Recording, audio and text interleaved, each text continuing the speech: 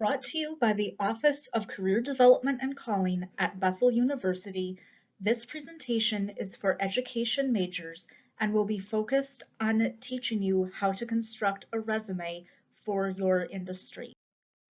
Specifically, this presentation is going to cover the importance of tailoring your resume to the job posting.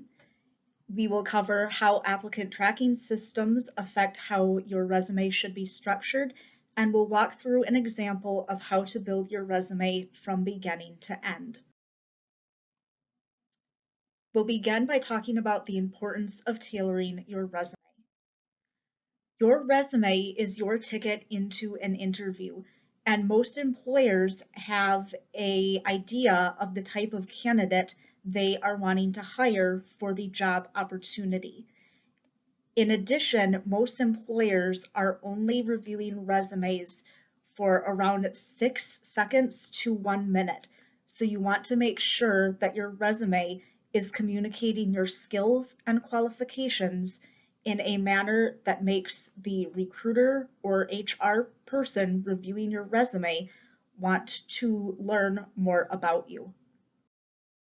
So how do you tailor your resume to the candidate profile that the employer has in mind? And how do you find out what that candidate profile is?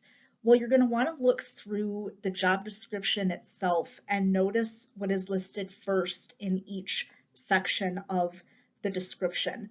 Most job descriptions have a responsibilities and a requirements section. So what's listed first in each of those is most likely the skills or qualities that the employer is really seeking in the candidate they want to hire for the opportunity. In addition, look through the job description and make a list of repeated words or phrases.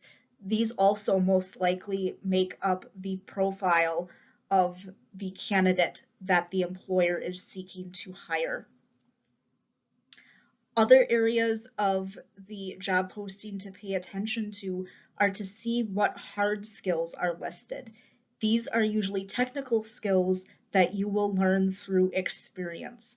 Some examples that relate to being a teacher are lesson planning and utilizing learning management systems such as Google Classroom or Moodle. In addition, pay attention to the soft skills. These are personal attributes that are needed for success on the job. A few examples related to teaching are active listening, patience, time management, and problem solving. Finally, employers do want you to state your skills within your resume, but they also appreciate when you provide context. So don't just list the skill, but also state how and why you used that skill. Moving on to applicant tracking systems. This is software that helps companies filter applicants based on skills and experience. What occurs is that your resume is put through this software and your resume is being scanned for a match between keywords from that job posting and what is on your resume. Companies use these types of systems because it helps them narrow down the pool of candidates that they will be interviewing. So how do you really construct your resume to be easily scanned by an applicant tracking system? Well, again, you want to pay attention to those keywords from the job posting itself and pay special attention to hard skills. Also make sure that if the industry you are applying for a job in has any specific licenses and certifications that are needed for you to obtain that job, that those are listed on your resume. It's also recommended to write out the entire year and to completely spell out acronyms. File type is also important to making your resume easy for an ATS to scan through it. Microsoft Docs and PDF are the best. However, if the employer has indicated on the job posting itself that they have a specific file type that they need you to submit your resume in, always make sure that you are following the instructions within that job posting. If you don't have Microsoft Docs or PDF, you can create your resume in Google Docs and then download it in either of the formats mentioned for free. Your resume is going to be easily scanned when you keep your formatting simple. So using things like words in bold, underlining words, using colors, and of course bullet points are all going to be easy for an applicant tracking system to read. What you're not going to want to do is use a lot of graphics.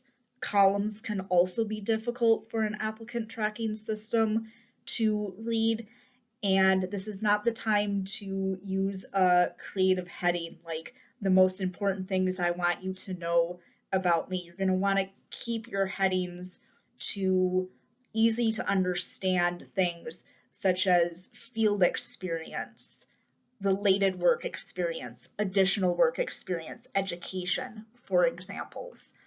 And then finally, you want to be consistent with the facts that are being represented on your resume and your social media. So if you have a skills section on your LinkedIn page, for example, make sure that those key skills that you're highlighting on your LinkedIn are also included on your resume. All right, now we're going to learn how to build an education resume from beginning to end. Just some basics to cover first. We recommend that you use the chronological order. So starting with your most recent job or most recent student teaching experience and working backwards from that. For margins, we recommend being 1/2 inch to no more than 1.5 inches. Again, keep in mind your resume is most likely going to be read by an applicant tracking system. So use a font size between 10 to 12. Make sure the font you're using is legible. This is not the time to use those fancy curly scripts. That's going to be difficult for an applicant tracking system and a human reader to determine what is on your resume. And then for your headings, you want to make sure that those are in bold. We recommend 1 to 2 pages for your resume. Keep in mind that resumes should not be a page and a half, but 1 to 2 full pages. All right, so let's get into the first section of the resume. This is where you put your contact information. And as you can see, your first and last name are the first thing that you include on your resume. You want to put this information in the center of your resume, use a large font, and put your name in bold so that they know the individual who they are reading about. Then you want to include your contact information. So city and state, a phone number that you can be reached at, a professional email address. You don't have to use your Bethel address if you wish not to. However, if you are using a Gmail or another address, make sure that it is professional. Also, if you have updated your LinkedIn profile and would like to include that, or if you have an online portfolio, you can include the direct URL on your resume. This next section is optional, but it does enable you to communicate within the top 1/3 portion of your resume key information that you would like an employer to know about you. Again, keep in mind employers are only reviewing resumes for about 6 seconds to a minute, So you want to put the most key information you want someone to know about you in the top 1/3 portion. So there are a number of ways that you can use this space to communicate to an employer what you could bring to them. The first is the professional summary.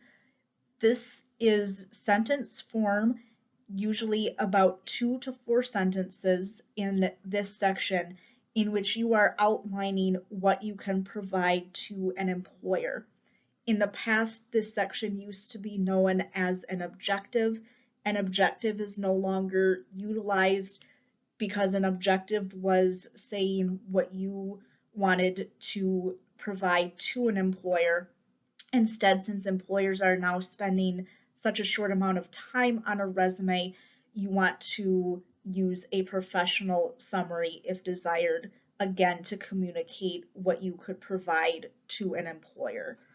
If you would like to use a combination of bullet points and sentences, you can do a skills and qualifications section like the example right here. Another way to highlight your skills is to create a core competencies section in which you are utilizing bullet points and short words like classroom management, active listening, to highlight to an employer what you can provide to them. The next section you are going to want to include on your resume is highlighting your education. You're going to want to make sure that your degree is the first thing listed, and you can include your minor as well below that if you want to. Then you put the university that you are attending, your GPA if it's above a 3.0. If you have any honors, such as the dean's list that you would like to indicate, you can put that right below your GPA. And then if you have not yet graduated, you can indicate the expected date of completion for your degree. This next section is related experience, and this is where you are going to want to tailor this section to each application. As you can see, you're going to want to start with the title of your job, and then below that you are putting who you worked for. The dates that you worked in the position are going to the side here, and then you want to use bullet points that are starting with strong action verbs in the correct tense, and then you're going to describe your tasks, and where possible, you're going to want to outline what the result of you completing that task was. So in this example, planned, coordinated, and supervised educational games that fostered learning. That accomplished statement at the end is really important and is something employers want to see. Where possible, you're encouraged to quantify your results, such as in this bullet point, where it indicates that this applicant worked with 60 campers. If you have additional work experience that you want to include on your resume, but you want to include other sections, so don't want this to take up a lot of space on your resume, it is okay to have a section like this titled Work Experience, where you are just listing the job title, the employer, the city, state, and the dates that you worked that position. Things such as customer service or restaurant fast food experience is a great way to highlight to an employer the customer service and soft skills that you learned in these jobs. Once you have student teaching or field experience, this is an example of what it could look like. So sections again for student teaching, designate it as student teaching experience, indicate what grade you taught, what school you taught at, the city, state, and then the dates. If you have space on your resume and would like to include on-campus clubs and organizations, any volunteer experience that you have participated in, or if you have study abroad experience, this is an example of how you can designate those sections on your resume. So bringing it all together, this is what a sample resume looks like for an education student. As you can see, an employer looking at this within 6 seconds to a minute can easily read through this resume to see the skills and qualifications that the applicant could bring to the job. Again, you don't have to include all of these different sections on your resume. You can tailor and customize depending on what the employer is seeking. The Bethel Office of Career Development and Calling is open for appointments. We offer in-person, virtual, and phone appointments.